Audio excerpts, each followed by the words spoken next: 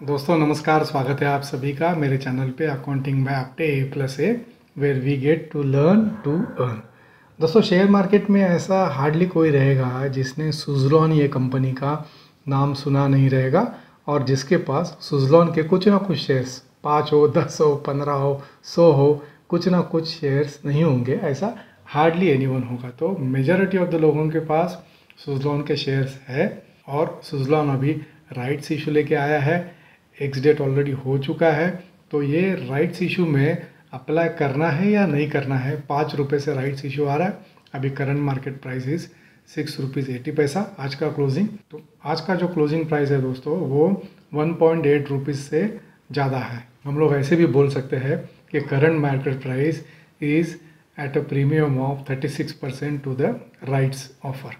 तो दोस्तों सुज़लॉन के राइट्स इशू में अप्लाई करना है या नहीं करना है, उसके बारे में हम लोग ये वीडियो में बात करने वाले हैं। दोस्तों वहाँ तक जाने के पहले थोड़ा सुज़लॉन का हिस्ट्री जान लेते हैं और सुज़लॉन क्या करता है वो भी हम लोग 1-2 मिनट में जान लेते हैं। दोस्तों किसी भी कंपनी में अगर इन्वेस्ट करना है तो वह कंपनी का प्रोफाइल क्या है, कंपनी क्या मैन्युफैक्चर करता है, ये जानना बहुत ज़रूरी होता है।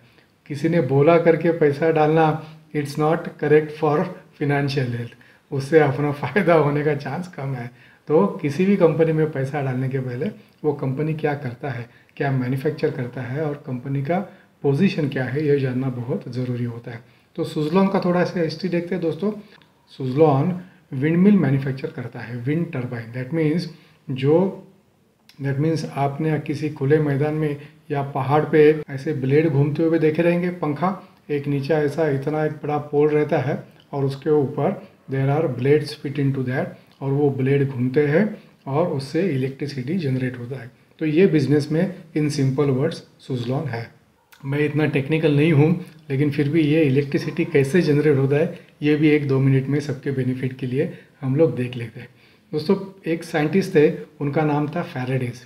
तो फैराडेज का एक लॉ है कि अगर मैग्नेट और किसी मेटल फॉर एग्जांपल कॉपर, अगर कॉपर का कोई कंपोनेंट है और उसके आजू बाजू में सर्कुलर शेप में अगर मैग्नेट को घुमाया जाए तो मैग्नेटिक फील्ड तैयार होता है और वो मैग्नेटिक फील्ड से इलेक्ट्रिसिटी जनरेट होता है। ये फैराडेज का लॉ है। तो सुज़लॉन का जो विंड का जो सब टेक्नोलॉजी है, टेक्नोलॉजी बहुत कॉम्प्लेक्स है, लेकिन for our understanding purpose that technology is based on this Faraday's law. अगर फैराडेज लॉ दोस्तों सिंपल टर्म्स में और अगर हमको समझना है तो हम सबके पास 2 व्हीलर होता है। तो 2 व्हीलर में दोस्तों एक मैग्नेटो होता है। वो मैग्नेटो क्या होता है, एक अंदर एक व्हील रहता है, ऊपर एक व्हील रहता है। अंदर के व्हील्स में दोस्तों कॉपर के कॉइल्स रहते हैं और बाजू का जो व्हील है उसके ऊपर जो व्हील कवर होता है उसमें मैग्नेट्स रहते हैं। तो जब हम लोग गाड़ी स्टार्ट करते हैं तभी वो मैग्नेट घूमता है, ज़ोर से घूमता है और वो जो कॉपर के जो कॉइल्स है उसके ऊपर मैग्नेट घूमता है। तो जब भी वो मैग्नेट घूमता है उससे इलेक्ट्रिसिटी तैयार होता है और वही इलेक्ट्रिसिटी दोस्तों जो अपना हेडलाइट है, हॉर्न है, उसमें चला जाता है। आजकल के व्हीकल्स में तो बैटरी होता है तो उसमें मैग्नेट तो नहीं होगा, लेकिन जिनके पास पुराने ज़माने का स्कूटर रहेगा, चेतक हो, बजाज का या वेस्पा हो, उन तभी के ज़माने में दोस्तों उस स्कूटर में मैग्नेटो का सिस्टम था। तो उससे जो पावर जनरेट होता था, उससे जो इलेक्ट्रिसिटी जनरेट होता था, उससे हेडलाइट और अपना हॉर्न बजता था। तो ये सिंपल टेक्नोलॉजी है to generate electricity with the help of magnet and some metal like copper. तो सुज़लॉन का जो दोस्तों जनरेटर रहता है ऊपर लगा हुआ, हमने देखा रहेगा नीचे पोल रहता है, उसके ऊपर एक ऐसा हॉरिजेंटली एक इंस्ट्रूमेंट रहता है और उसमें ब्लेड्स रहते हैं। तो जब भी हवा चलता है तभी ब्लेड्स घूमते हैं। अंदर एक जनरेटर रहता है। Generator is nothing but a big motor. वो मोटर में जो मैग्नेटो का जो टेक्निक है वो ऑलमोस्ट सेम टेक्निक होता है। उससे वो ब्लेड से वो अंदर का जो मोटर है वो मोटर घूमता है, उससे इलेक्ट्रिसिटी तैयार होता है और वो इलेक्ट्रिसिटी फिर इस्तेमाल के लिए वाया ग्रिड और डायरेक्ट दिया जाता है। ऐसे दोस्तों विंड मिल से इन सिंपल टर्म्स इलेक्ट्रिसिटी तैयार होता है। ये जितना बता रहा हूँ उतना सिंपल नहीं है। There are lot of complexities, highest level of technology is involve, but just for simple understanding Suzlon क्या करता है और इलेक्ट्रिसिटी कैसे तैयार होता है थ्रू विंड मिल जनरेटर, वो एक्सप्लेन करने की मैंने कोशिश की है। I am not 100% correct because I am from commercial background, तो इसमें थोड़ा गलती हो सकता है। तो अगर कुछ गलती है तो just try and take into account the principle, the funda that I am trying to explain here. तो चलिए आगे बढ़ते हैं दोस्तों। सुज़लॉन का जो जनरेटर रहता है वो दोस्तों कम से कम 1 मेगावाट से 1.5 मेगावाट तक उनका कैपेसिटी रहता है। अभी इससे ज़्यादा भी हो सकता है, लेकिन जो मेरे मालूमात में है that is from 1 to 1.5 megawatt generator. तो एक जनरेटर दोस्तों क्लोज टू 1500 हाउसेस के लिए it would be sufficient to supply the power to 1500 common houses. इतना इलेक्ट्रिसिटी एक जनरेटर से जनरेट होता है। So this is the company background. Company क्या करती है और एक जनरेटर जो कंपनी का है 1.5 मेगावाट का, उससे कितने घरों को हम लोग बिजली दे सकते हैं। तो सुज़लॉन दोस्तों इसमें क्या क्या करता है, सुज़लॉन मैन्युफैक्चर करता है विंड मिल जनरेटर्स। पूरा जो उनका सिस्टम है वो मैन्युफैक्चर करता है, उसको इंस्टॉल करता है, उसको कमीशन करता है, उसको ऑपरेट करता है, उसका मेंटेनेंस भी करता है और उसका सर्विस भी करता है। तो उनका जो सुज़लॉन का जो रेवेन्यू है उसमें 2 कंपोनेंट है। एक है उनका मेन सेल्स का और दूसरा है सर्विस का। जो प्रोडक्ट सेल्स है उसका मार्जिन अलग होता है और जो सर्विस बिजनेस है उसका प्रॉफिटेबिलिटी और उसका मार्जिन उनका अलग रहता है। दोस्तों थोड़ा सुज़लॉन का फिनेंशियल परफॉर्मेंस भी देखते हैं और उनका ऑपरेशंस भी देखते हैं। दोस्तों पिछले क्वार्टर में सुज़लॉन ने 151 मेगावाट के जनरेटर्स इंस्टॉल किए। अगर 1.5 के हिसाब से हम लोग अगर देखेंगे तो ऑलमोस्ट क्लोज टू 100 इंस्टॉलेशंस उन्होंने किए हैं इन टर्म्स ऑफ 1.5 मेगावाट। उसमें थोड़ा कम ज़्यादा भी हो सकता है based on the capacity of the generator, 1 megawatt का है या 1.5 का है या उससे ऊपर का है। लेकिन अगर FY22 पूरे साल की हम लोग बात करेंगे दोस्तों तो 808 मेगावाट का उनका इंस्टॉलेशन हुआ है। अगर टर्नओवर में दैट मीन्स रेवेन्यू में अगर हम लोग बात करेंगे तो क्वार्टर 1 में करंट ईयर के FY23 के क्लोज टू 1400 करोड़ का उनका रेवेन्यू बिजनेस हुआ है, which is 21% higher than the same quarter of previous year. And अगर प्रॉफिट की बात करेंगे दोस्तों तो प्रॉफिट ऑपरेटिंग प्रॉफिट है 214 करोड़ का। लेकिन ये 214 करोड़ के ऊपर हम लोग वापस आएंगे, इसमें क्या कुछ वन टाइम इम्पैक्ट है क्या वो भी देखेंगे। लेकिन अगर पिछले साल का हम लोग पूरा प्रॉफिट देखेंगे that was close to 889 crore. Suzlon के दोस्तों प्लस पॉइंट क्या है, अभी तक दोस्तों सुज़लॉन ने 19.4 गीगावाट का इंस्टॉलेशंस किया है। उनका जो विंड का उनके जो टर्बाइंस के इंस्टॉलेशंस है all put together as of now they are generating electricity of 19.4 gigawatt all across the world. 17 countries में उनका प्रेजेंस है, ऑलमोस्ट क्लोज टू 5500 एम्प्लॉयज़ है। इंडिया में उनके क्लोज टू 1300 या 1400 एम्प्लॉयज़ है। एंड उनका जो इंडिया में जो मार्केट शेयर है cumulative market share that is close to 33%। So in other words we can also say that Suzlon is one of the market leaders in this wind turbine industry. Suzlon का दोस्तों customer base भी बहुत अच्छा है। ACC, Adani, Aditya Birla ऐसे बड़े बड़े कंपनीज इनके कस्टमर्स है। तो from clientele point of view company is in a good position. अभी सुज़लॉन का दोस्तों 1-2 मिनट में प्रॉफिटेबिलिटी देख लेते हैं। लेकिन प्रॉफिटेबिलिटी में सबसे इम्पॉर्टेंट चीज़ जो है दोस्तों वो मेरे लिए है net finance cost. Yearly 712 crore रुपए का पिछले साल में दोस्तों उनका फाइनेंस का आउटगो हुआ है, which in the current quarter is 150 crore. That means 600 crore उनका साल का खाली इंटरेस्ट कॉस्ट है। और ये इंटरेस्ट कॉस्ट जाने के बाद में अगर नेट प्रॉफिट हम लोग देखेंगे दोस्तों तो in previous quarters and also in previous years net profit has been negative, which in the current quarter it is slightly positive. That means out of the generated revenue, out of the generated profit, as of now company is finding it difficult to service the debt and also mainly interest on the debt. ये जो current quarter में दोस्तों net profit दिख रहा है 2433 करोड़, उसमें एक one time impact है exceptional gain of 2469 crore which is on account of conversion of loan into some other form. तो उसके ऊपर का जो इंटरेस्ट था, उसके ऊपर का जो प्रोविजनिंग था वो पूरा निकल गया, उसके वजह से ये गेन कंपनी के बुक्स में दिख रहा है। But this has nothing to do with company's operations. ये कंपनी के बिजनेस के थ्रू प्रॉफिट आया हुआ नहीं है, this is out of other means. तो ये अपने कैलकुलेशन के लिए, अपने एनालिसिस के लिए as of now we need to ignore. Important दोस्तों कंपनी का बैलेंस शीट, जैसे मैं हमेशा बोलता हूँ बैलेंस शीट में जो भी चीज़ इंपॉर्टेंट छुपी हुई रहती है वो बैलेंस शीट में रहती है। यहाँ पे हम लोग देखेंगे दोस्तों, share holders fund is negative. ये निगेटिव क्यों है? क्योंकि कंपनी का इक्विटी कैपिटल से जो एक्यूमुलेटेड लॉसेस है, those accumulated losses in the balance sheet are more. That means company के पास जो रिजर्व्स है वो अभी माइनस में है, इसीलिए share holders funds are seen in negative. With respect to FY22, March ending FY22 से जून 22 में there has been a substantial reduction negativity में। वो क्यों हुआ है? पिछले चार्ट में हमने जो देखा, जो वन टाइम एडजस्टमेंट था लोन का, जहाँ वहाँ पे जो इम्पैक्ट आया था उसका एग्जैक्टली अपोजिट इम्पैक्ट यहाँ पे आया है। वो प्रॉफिट ऐड हुआ, निगेटिव रिजल्ट्स में प्रॉफिट ऐड हुआ, तो उसके वजह से शेयर होल्डर का जो फंड है, जो पहले ज़्यादा निगेटिव था, ये प्रॉफिट आने से अभी थोड़ा कम निगेटिव है। And the same effect we can also see in borrowings. 6,400 crore के बोरोइंग्स थे, जो लोन अभी उनका कन्वर्ट हुआ, उसके वजह से नाउ बोरोइंग्स आर 3,272 करोड़। लेकिन still this loan is on the higher side also as per the company management. Company के बुक्स में कैश भी है दोस्तों, क्लोज टू 498 करोड़। तो उनका जो नेट डेट है दैट इज 2,774 करोड़।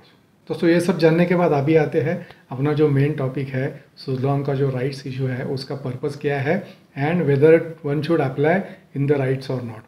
ये जो दोस्तों राइट इशू है that is close to 1,200 crore. इतने अमाउंट का इतना पैसा कंपनी कलेक्ट करने वाली है। अभी राइट इशू का मतलब क्या है दोस्तों? जो एग्जिस्टिंग शेयर होल्डर्स है, company would allot shares only to those share holders who are currently holding Suzlon share. मतलब अगर मेरे पास सुज़लॉन के शेयर्स है then only I am eligible to apply for right share. ये दोस्तों 5:21, मतलब अगर किसी के पास 21 शेयर्स है तो उनको कंपनी 5 शेयर राइट में देंगे। राइट शेयर का इशू प्राइस है 5 रुपया as against current market price of 6 rupees 80 पैसे, और as of now company is going to ask for 2.5 rupees. That means 50% of the right price. Right का जो 5 रुपये का जो प्राइस है उसका आधा अभी कंपनी पैसा कलेक्ट करने वाली है। That means as of now company is planning to collect 600 crore. इसका पर्पस क्या है, कंपनी क्या करने वाली है? एज ऑफ नाउ जो 50% कलेक्ट करने वाली है close to 600 crore, that entire amount company is going to use for repayment of debt. इसमें से कुछ 14-15 करोड़ रुपया जो खर्चा आएगा उनको टुवर्ड्स दिस राइट्स इशू, उतना खर्चा निकाल के बाकी का पैसा that means close to 585 crore, that entire money company is going to use to repay the debt. तो एज ऑफ नाउ कंपनी का शेयर प्राइस इज 6 रुपये 80 पैसा। 3-4 दिन पहले 8 रुपया था, 8 रुपये से अभी नीचे आते आते 6 रुपये 80 पैसे हो गया। 5 रुपये में शेयर मिलने वाला है, तो अप्लाई करना है नहीं करना है राइट्स में, ये डिसाइड करने से पहले कंपनी का एज ऑफ नाउ स्टैंडिंग क्या है, कंपनी के पास क्या क्या कंपनी के स्ट्रॉन्ग पॉइंट्स हैं और कंपनी के क्या वीक पॉइंट्स है दोस्तों, ये जानना बहुत ज़रूरी है। ये जानने के बाद ही we would be able to decide कि ये राइट्स में अप्लाई करना है या नहीं करना है। सबसे important cheese and share holders को जो कॉन्फिडेंस देगी वो चीज़ दोस्तों ये है, गवर्नमेंट का एक महारत्न कंपनी है REC, rural electrification corporation and IREDA, ये दोनों ने मिलकर दोस्तों कंपनी का 3,000 करोड़ का डेट बैंकों से टेक ओवर करके उसको लॉन्ग टर्म में कन्वर्ट किया है। Long term in the sense more than 20 years. तो उसका रीपेमेंट का प्रेशर अभी एज ऑफ नाउ कंपनी के पास नहीं है। This is a very positive thing as far as the company is concern.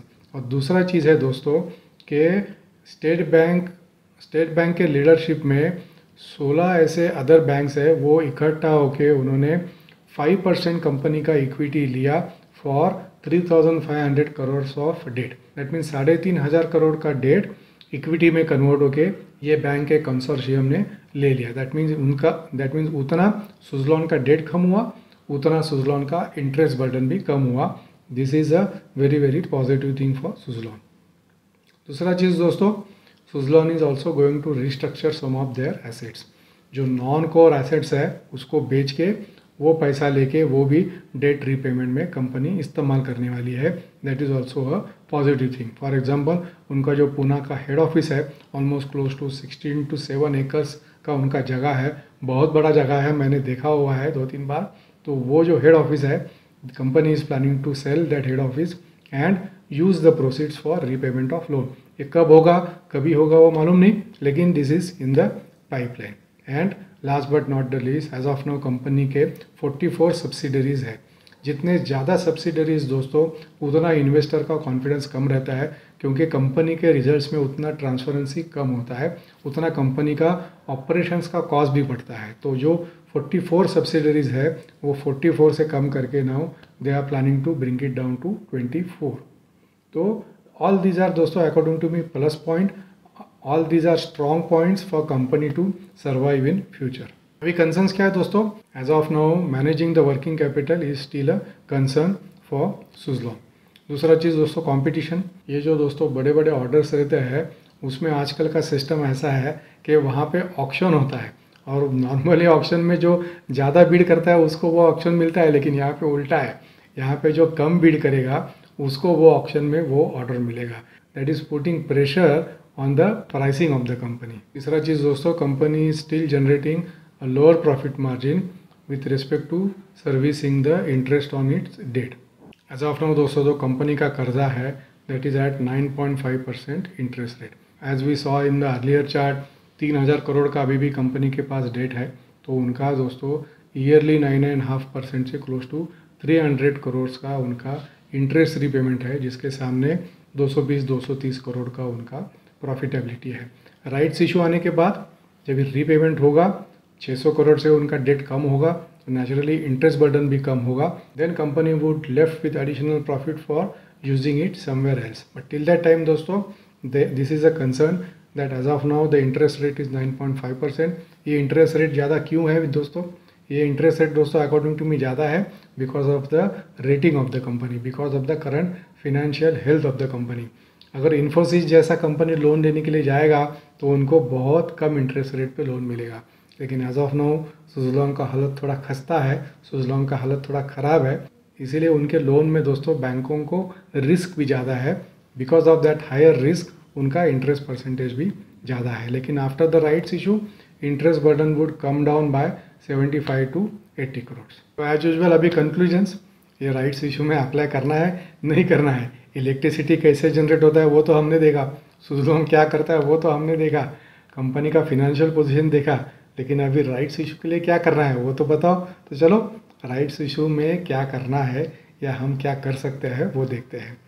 दोस्तों आपके पास कितना एग्जिस्टिंग सुज़लॉन का होल्डिंग है उसके ऊपर राइट्स में अप्लाई करना है नहीं करना है ये मेरे हिसाब से डिपेंड करेगा। अगर मेरा इन्वेस्टमेंट मेरे पास अगर समझो substantial free cash available as of now है which I can spare, then I would definitely apply for rights issue. क्योंकि एज ऑफ नाउ जो आज का क्लोजिंग प्राइस था उससे राइट का जो प्राइस है दैट इज़ लेसर बाय 36-37%। 6 रुपये 80 पैसा आज का क्लोजिंग है, उसके सामने मुझे 5 रुपये में शेयर मिल रहा है। तो अगर मैं आज का सिचुएशन देखूंगा तो नेचुरली मुझे 1 रुपये 80 पैसे का गेन हो रहा है, तो I would apply for rights issue. जिनके पास एग्जिस्टिंग शेयर्स हैं सब्सटेंशियल क्वांटिटी वो क्या करें? 2005 में शेयर का इशू आया तब क्लोज टू 90-100 रुपीज़ के पास शेयर का भाव था। 2008 में 400 रुपये तक चला गया था दोस्तों। तो अगर कोई तभी के ज़माने से होल्ड कर रहा है तो उनको कुछ चॉइस है ही नहीं, अभी होल्ड करना ही पड़ेगा। इतने सालों से होल्ड किया है, इतना लंबा और इतना बड़ा लॉस है तो होल्ड करना ही पड़ेगा। They have no choice but to hold. लेकिन अगर छोटा मोटा लॉस है तो अभी होल्ड करने में मेरे हिसाब से हर्ज नहीं है, क्योंकि एक शेयर का भाव दोस्तों अगर 1 लीटर का पानी का बॉटल लिया उससे भी आधा है। तो एग्जिस्टिंग होल्डर्स को होल्ड करने में हर्ज नहीं है। अगर किसी को नया बाय करना है तो मेरे हिसाब से one should wait for the rights issue to get over. जब तक राइट इशू ख़त्म नहीं होता है, कितना सब्सक्रिप्शन आता है नहीं आता है वो देख के अगर किसी को नया एंट्री लेना है, मेरे हिसाब से जब तक राइट्स इशू ख़त्म होने को आएगा शेयर का प्राइस भी थोड़ा और कम होगा and the share price would settle between 5.5 to 6 rupees. तो अगर किसी को नया एंट्री करना है वो टाइम पे एंट्री करे। अगर शेयर का भाव 6 रुपये से भी नीचे नहीं आया राइट्स इशू ख़त्म होते होते, तो जिसने राइट्स के लिए अप्लाई किया है उनका तो राइट है, उनको तो शेयर मिलेगा ही मिलेगा। तो वो मिलने के बाद at least they can book some partial profit. Before we conclude दोस्तों एक चीज़ कहना बहुत ज़रूरी है।